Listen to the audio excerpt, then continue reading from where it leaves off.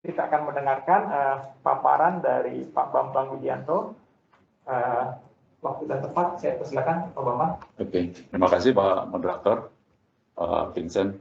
Ya, terima kasih banyak Pak Putu, Pak Bambang, Pak Septian, dari terima kasih atas undangannya pagi hari ini. Assalamualaikum warahmatullahi wabarakatuh. Pertama-tama saya ingin menyampaikan permohonan maaf dari Pak Budi Gunadi Sadikin karena beliau kebetulan nggak bisa hadir pada pagi hari ini. Jadi saya mewakili beliau. Slide berikutnya. Ini Pak, ini sekedar pengetahuan aja untuk dibaca masing-masing. Jadi ini Satgas PEN ini kemarin direvisi sedikit. Jadi ada Perpres yang baru nomor 108 tahun 2020 itu menggantikan Perpres yang 80. Ini kira-kira kalau strukturnya seperti ini Pak. Jadi komite itu terdiri dari para Menko, Menteri, kemudian ada tim pelaksananya, ya, yang ada Pak Menteri BUMN dan sebagainya.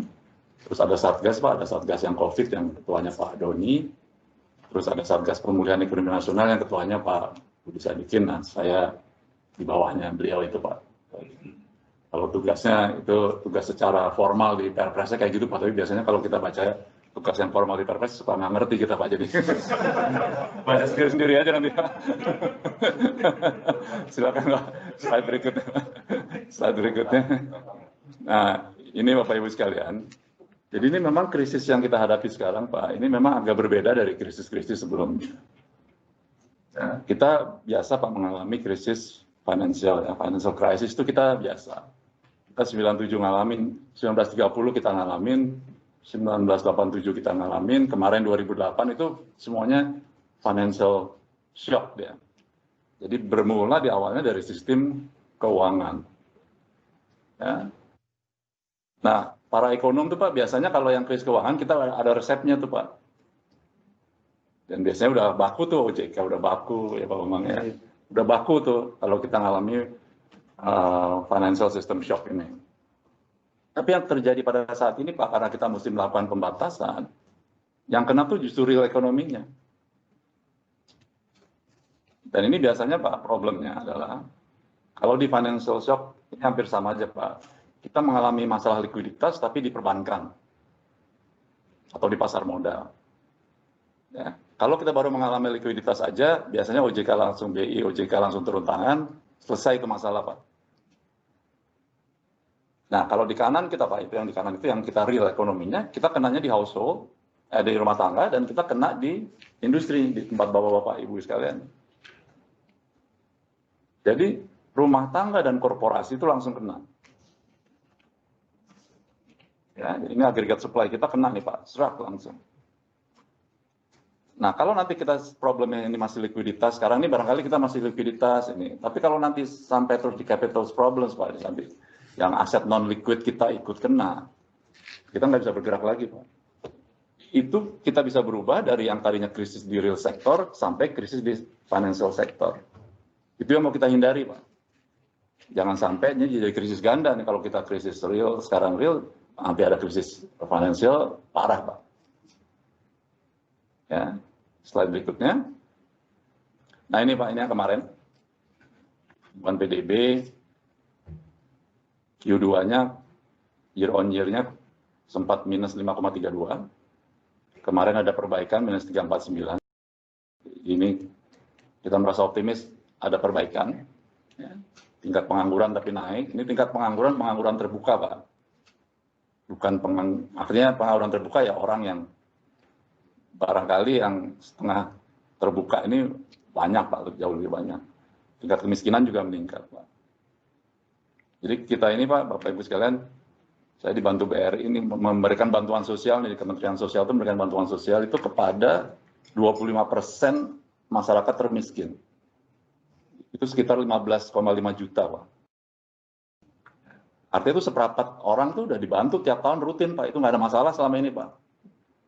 Nah tapi tiba-tiba sekarang Pak, pada waktu kita ada shock di real sektornya, itu orang yang tadinya punya rumah, punya mobil, yang nggak miskin Pak, tiba-tiba butuh bantuan. Ini makanya chaos Pak di awal. Tapi alhamdulillah nih Pak bisa kita tangani. Artinya tangan itu kalau masalah orang nggak dapat bantuan banyak lah Pak ya, tapi artinya tenang gitu loh Pak, nggak sampai terjadi kekacauan Pak. Ya kita takutkan kalau dia kacau Pak. Ya slide berikutnya Pak. Nah ini Pak, ini kalau kita lihat nih, yang terkena tuh memang UMKM Pak kemarin Pak. Ya. Tapi beroperasi yang tadinya semua beroperasi ya, pas ada PSBB itu kan langsung fatal tuh Pak, langsung jatuh Pak. Tapi kita perlu kalau nggak ada PSBB kita kacau lagi Pak. Ya, itu sekarang yang normal tinggal 25% Pak itu Pak. Yang terbatas jalan itu masih sekitar 60%. Nah jadi kita gimana nih dorong yang di kanan ini Pak, yang masih ada yang terbatas untuk bisa normal. Ya, setelah berikutnya, nah ini dampak COVID nih, mungkin Bapak, ini saya ambil surveinya dari surveinya Bank Dunia dengan Bappenas, jadi coba dirasakan benar apa enggak nih surveinya. Itu yang mengatakan bahwa penjualan itu turun 85%, Pak. 86% dari perusahaan itu confirm penurunan penjualan. Ya. Dan 82% itu mengalami penurunan lebih dari 20%. Ya. Terus kekurangan kas, liquid nih tadi seperti saya bilang tadi ya. Ini kita masih masalah liquid, Bapak mungkin kita kekurangan likuiditas. Mudah-mudahan masih liquidnya aja, belum sampai yang capitalnya kita harus berkurang. Ya. Kesusahan mencicil kredit dan sebagainya, dan sebagainya. Ini Bapak bisa baca sendiri. Setelah berikutnya, nah ini Pak, ternyata memang yang kena itu UMK. Jadi UMK itu memang lebih kena dibandingkan korporasi yang besar. Ya. Dan saya pikir di industri yang tadi ICP kita ini Pak, ya, mungkin paling banyak UMK kan Pak. Kalau pemasoknya tuh korporasi juga. Tiruannya Pak. Gitu ya. Oke, slide berikutnya. Nah ini survei juga, ini aja saya, ini Bank Dunia juga ini dengan Bukalapak melakukan survei. Memang mereka yang melakukan transaksi secara online, dampak penurunan penjualannya lebih rendah. Jadi memang orang kita harus dorong online sekarang nih Pak. Semua online. Kita pesan makanan online. Ya. Slide berikutnya. Nah ini Pak, ini yang jadi tantangan kita nih. Membayar ini. Ya. Karena kreditnya Pak, itu sampai September kemarin, year to date-nya tuh secara nasional ya, itu minus 1,5 Pak. Jadi seperti saya sampaikan tadi di awal ya Pak ya, kalau kita punya problem likuiditas sampai mengganggu kredit, ini kira-kira transmisinya seperti ini nih Pak. Nah ini minus 1,5. Padahal pada waktu tahun sebelumnya, 2019, year to date sampai bulan yang sama, itu adalah sekitar 4%. Tapi DPK kita meningkat. Dana pihak ketiga Pak, jadi Bapak nabung, orang nabung nih Pak sekarang. Itu meningkat seperti gambar kanan tadi. Dan meningkatnya jauh dibandingkan dengan yang year to date yang dibandingkan tahun lalu. Nah, kita memperkirakan Bapak Ibu sekalian dari teman-teman Mandiri memperkirakan bahwa kita mungkin 1,5% aja pertumbuhan kredit ini udah bagus nih Pak. Biasanya kita kan tumbuh kreditnya tuh yang sebelumnya tuh 6%. Pernah di 2018 itu 11,8%. Ya. Kita bisa tumbuh 1% aja barangkali udah bagus nih tahun 2020 ini. Di 2001 sih pengennya kita dorong lagi sampai 5%, tapi kayaknya masih berat Pak. Ya, tapi DPK orang nabung segala macam banyak nih Pak. Jadi sebetulnya likuiditas nggak begitu jadi tantangan pada saat ini Pak. Nah, kita harus jaga itu, jangan sampai jadi masalah di depan hari ini, Pak. Ya, slide berikutnya. Nah, ini, Pak. Ini saya diajarin Mas Evian nih tadi PRI ini, Pak. Jadi sekarang itu, menurutnya, kenapa sih kita kredit itu turun? Karena memang permintaan kredit yang rendah.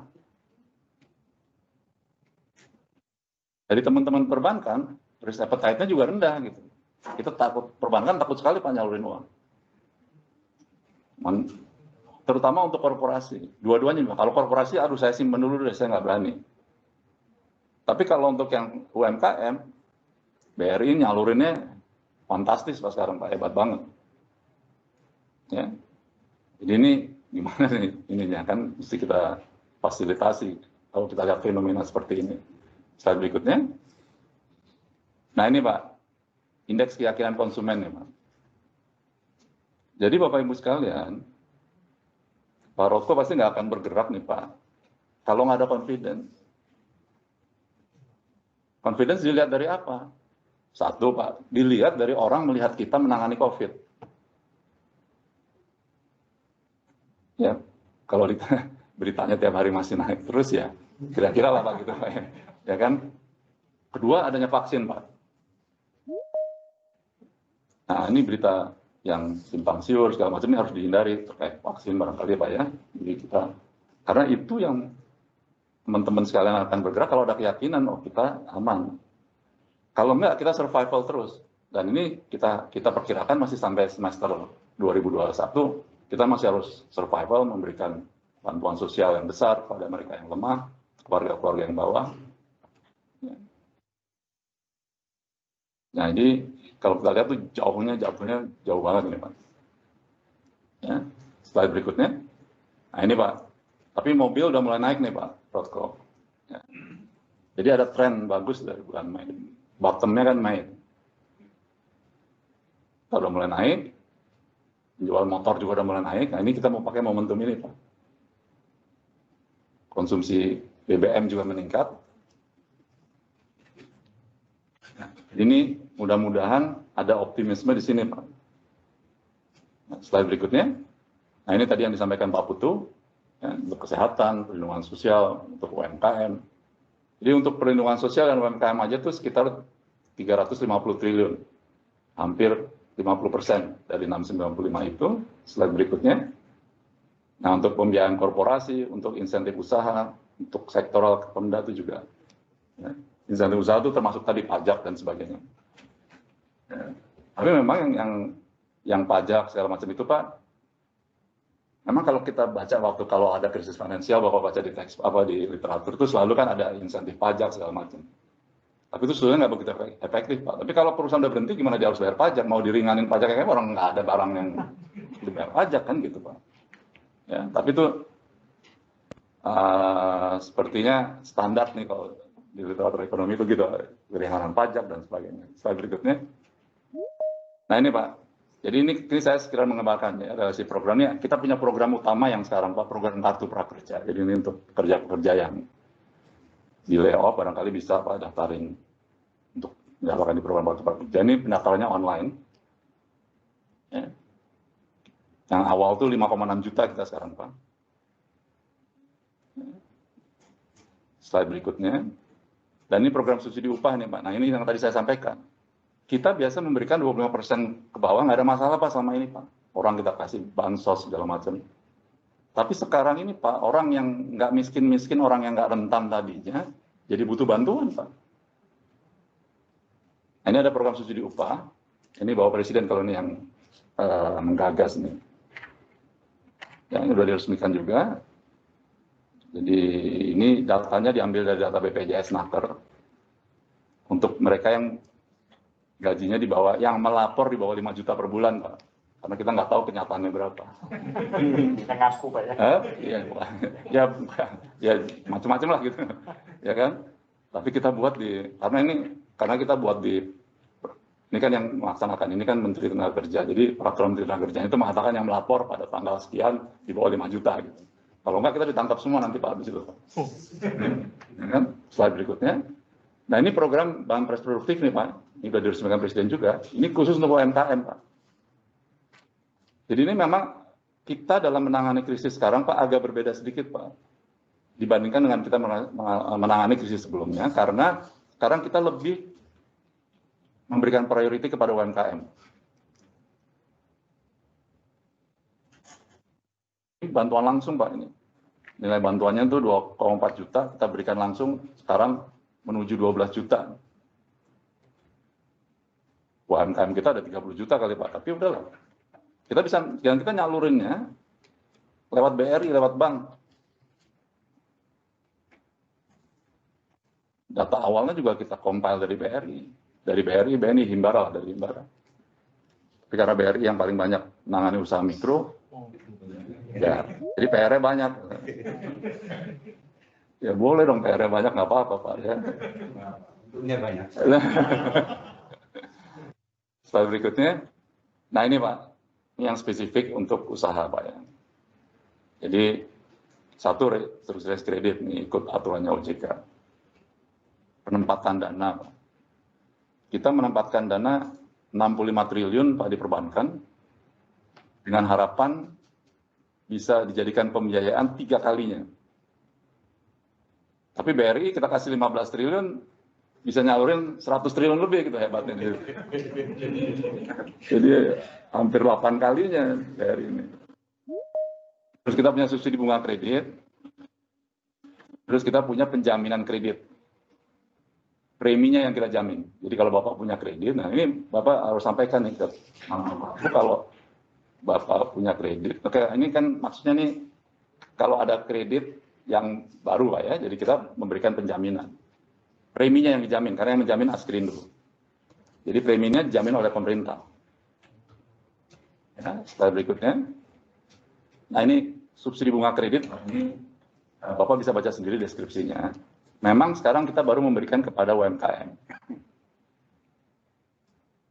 Ya, dan ini juga nggak, sampai sekarang juga belum habis 100% dananya nih ya, Mas Epen ya. Iya Pak. Ya, ya kan BRI aja nih yang udah prosesnya paling tinggi.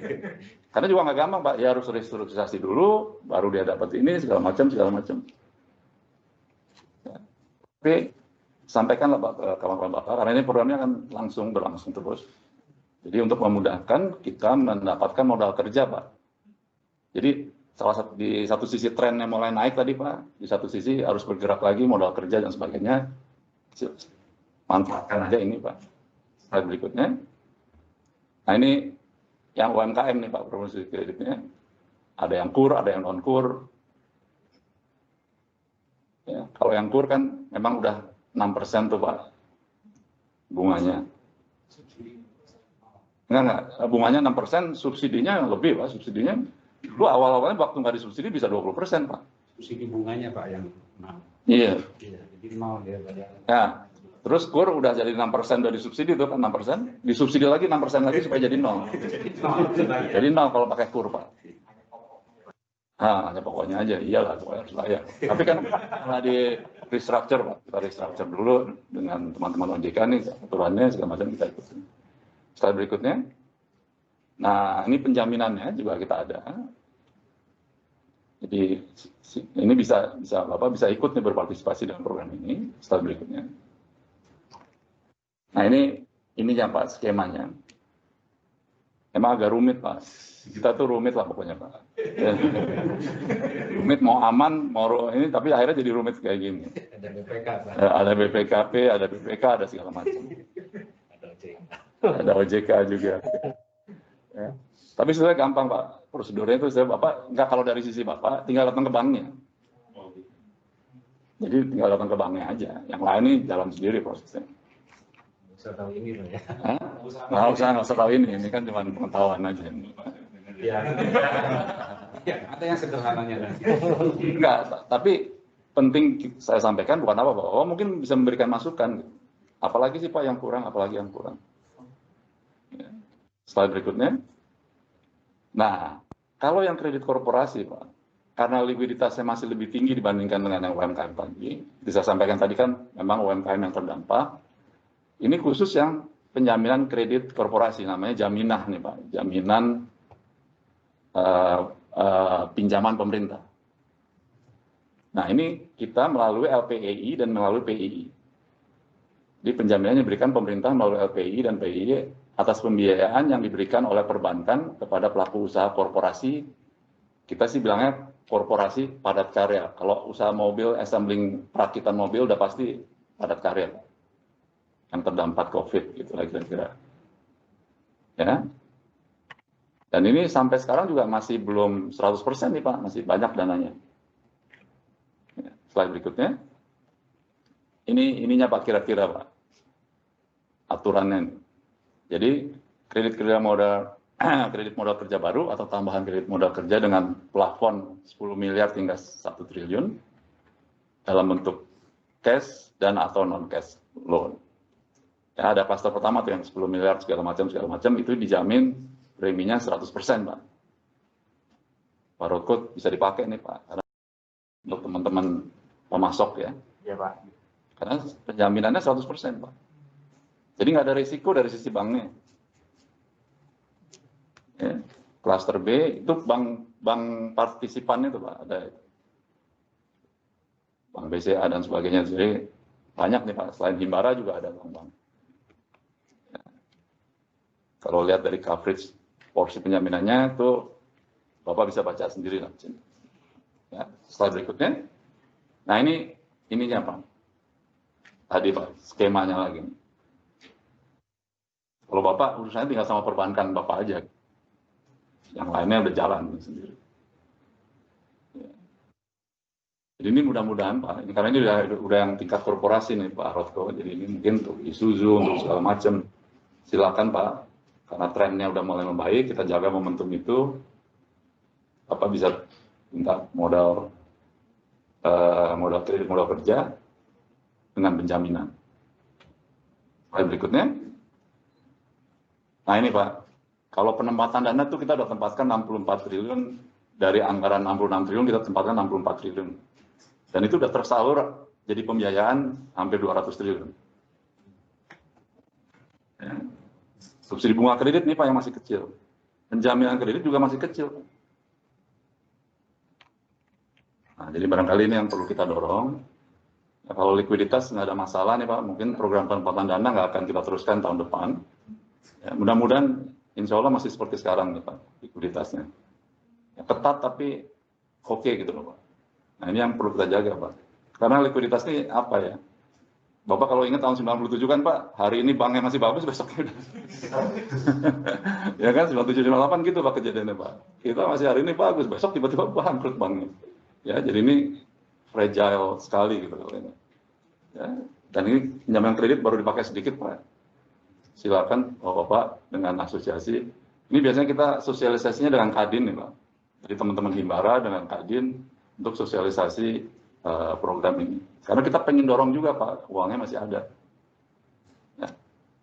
Bapak Ibu sekalian, barangkali itu yang ingin saya sampaikan. Sekali lagi saya mengucapkan terima kasih atas undangannya.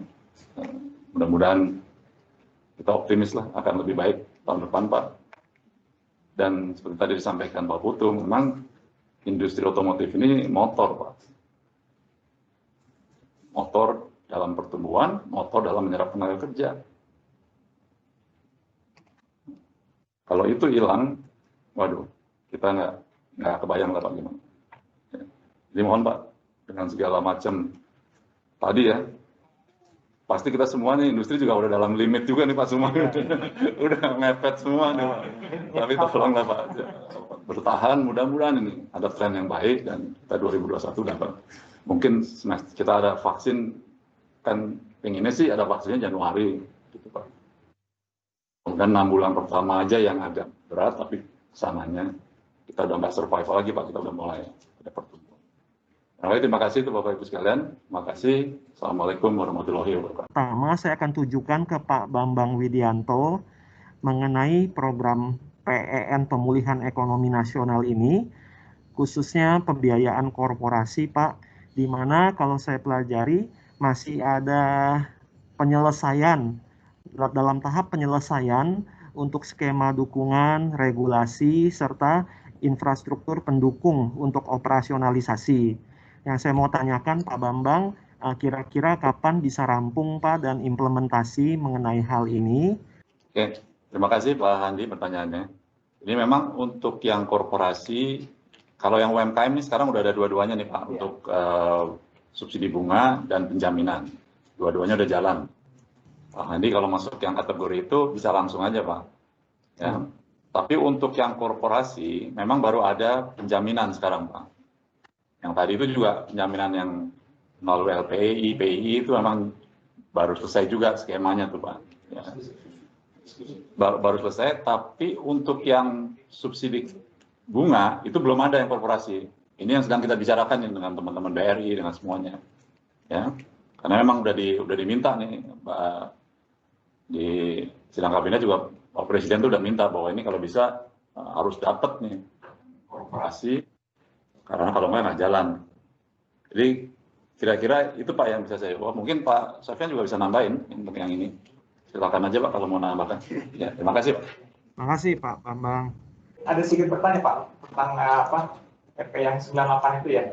Itu kan dikatakan bahwa tujuannya ditujukan kepada perusahaan yang untuk ekspor Pak ya.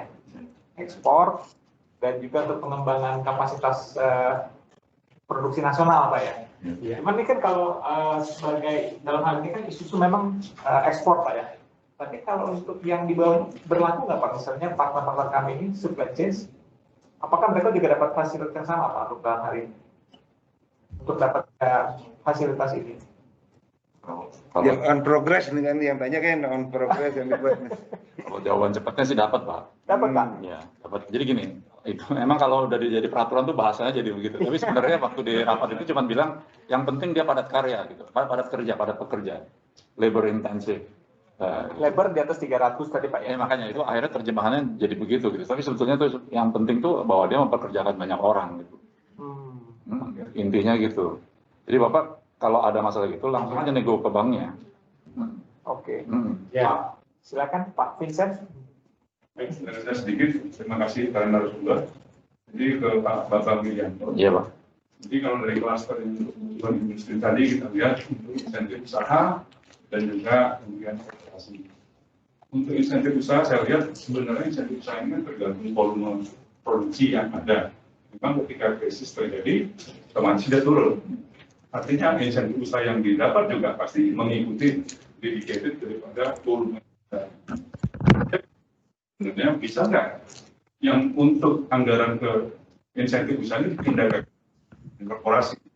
Karena maksud saya penyerapannya akan lebih besar. Karena kalau ini kan misalnya saya ekspor 100, ya saya dapat 100. Ya. Tapi kalau saya turun jadi 50, ya saya dapat cuma segitu. Dia itu nggak akan berkembang secara ini maksudnya. Artinya anggaran yang sudah ditempatkan tadi ada lebih banyak ke biaya korporasi. Hanya saja memang kalau kita lihat dari beberapa peraturan yang ada, terakhir ini PMK 98 yang dikeluarkan bulan Agustus, memang di situ masih ada limitasi bahwa misalnya dia katakan orientasi ekspor mesti 300 orang minimal, walaupun tadi Pak Bambang Widianto bilang itu kan hanya bahasa di aturan ya. Tapi maksudnya kalau bisa hal seperti ini dibuka oleh pemerintah, jadi jangan dibatasi dengan limitasi-limitasi yang kadang-kadang seperti kita nih, ada Isuzu, IAMI, kami sebagai tier 1-nya, kami juga punya tier 1, yang artinya tier 2-nya IAMI.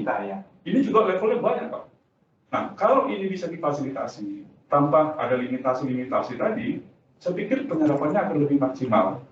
Nah, yang ini yang saya mau tanya juga ke Pak Bambang, bagaimana ini? Apakah kenapa selalu harus ada limitasi, atau karena keterbatasan dananya, atau keterbatasan untuk infrastruktur untuk implementasinya, atau di mana gitu Pak? Kalau dibuka saja, yang penting itu diserahkan seperti contoh tadi BRI di sini sebagai pelaku dari Himbara, dia bisa bebas. Seperti tadi dikatakan, as small business saja. Tetapi ada penjaminan di situ, sehingga tidak mengganggu orang jadi berproses saja seperti biasa. Tapi ada jaminan dari pemerintah tadi itu sudah pas. Ya. Hanya saja maksud saya, limitasi-limitasi ini kadang-kadang kita pun jadi bingung. Saya 300 nggak ya? Ada yang mungkin 250 bisa kan? Tanggung gitu ya. Jadi tanggung. Tadinya ini jadi bermain di sana Pak. Sementara industri ini kan ada yang 100 tapi nilainya pun besar. Karena dia sudah otomasi misalnya segala macam. Nah seperti ini maksudnya Pak Bambang. Ya. Kalau bisa itu yang seperti itu bisa nggak dipindahkan? Ada nggak seperti itu di Satgas juga untuk memikirkan oh ini nggak efektif ini dipindahin aja. Jadi dia harus fleksibel.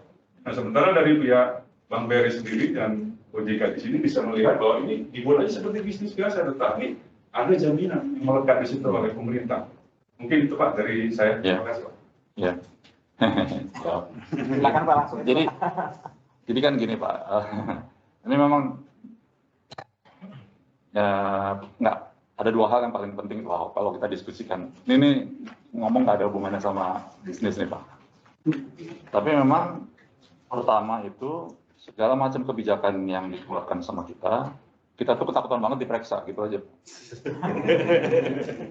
Jadi yang tadinya di dalam diskusi tingkat atas itu sepertinya gampang, begitu jadi aturan jadi susah gitu Pak. Ya, tapi ini udah ada, kita sih diskusikan terus nih Pak. Ya kan? Yang kedua Pak, memang ada pada waktu ini ada sensitivitas terhadap korporasi dan non korporasi Pak. Jadi waktu menyusun itu Pak, jangan belain yang korporasi. Awal-awalnya selalu kayak gitu Pak. Terus pada waktu kita buat aturan turunannya, kita mau belain yang mau mati, apa kita mau belain yang udah mau tumbuh gitu kan, gitu uyang lagi nih Pak. Sebetulnya nggak usah diatur. Sebetulnya itu serahkan aja kepada bank, kepada keuangan. Ya, contoh penjaminan nih Pak, kita nentuin nih, pemerintah nentuin penjaminan tuh 7% dari ini. Padahal dari BRI bilang, Pak Omang kalau kita dikasih, kita yang nego B2B, mungkin lebih rendah. Nah kita tuh ada kemungkinan gitu Pak, jadi kita mau serahkan, udahlah kita serahkan aja kepada yang tahu gitu loh Pak. Kepada yang di lapangan kan yang paling tahu ya perbankan. Jadi sebetulnya ada sih Pak pemikiran itu. Tapi memang kadang-kadang political ekonomi ini kayak gini nih Pak, kita mau buat ini, waduh, jangan belain korporasi gini-gini Pak, banyak duitnya biarin aja kayak gitu kan, susah kita kalau gitu Pak, ya kan? Padahal kalau kita ngomong ekonomi, kalau ini nggak digerakkan yang gede Pak, jatuh gitu. Tapi ya itu sabar-sabar aja Pak Dr. Pak Presiden, ini emang begitu. Ini contoh pariwisata aja nih Pak. Itu industri yang paling ambruk. Mau dibantu apa enggak nih yang paling ambruk ini? Karena ini tulang punggung di Bali, di mana. Kita nggak berani Pak. Kalau kita pakai mekanisme perbankan udah pasti nggak mau perbankan. Ya, nggak ada di mana Pak? Nggak ada di mana Pak. Tapi kita mau bantu ini maju mundur kan Bapak ikut terus kan rapatnya itu yang pariwisata ini paling maju mundur Pak. Jadi ada kayak gitu-gitunya Pak. Memang ya gitulah Pak. Tapi ada Pak diskusi. Kita ingin mempermudah ya. Karena kalau industri-industri yang kayak otomotif ini udah ada prospeknya, itu udah kelihatan Pak, udah jalan mau jalan lagi, dan ini memang tempat orang kerja banyak gitu. Jadi itu mudah-mudahan lah Pak Vincent ya. Memang ya kalau di dalam ya kayak gitu-gitu Pak yang diomongin. Ini terus ke DPR lagi, udah dihajar lagi. Udah Pak gitu. Kan? Diskusi terus tiap malam. Iya. Dan kita kan harusnya ya kadang-kadang akhirnya semua jadi takut gitu loh Pak. Prinsipnya. Ya udah ya sekarang kita mengambil keputusan seperti itu Pak memang Pak, karena mesti mempertimbangkan semua hal gitu. Tapi saya setuju Pak, ini kita juga bicarakan terus, gimana sih kita sebetulnya harusnya serahkan aja lah pada perbankan supaya dia yang B2B aja di sananya. Kita kasih fasilitas, tapi aturannya B2B gitu. Gitu Pak Vincent.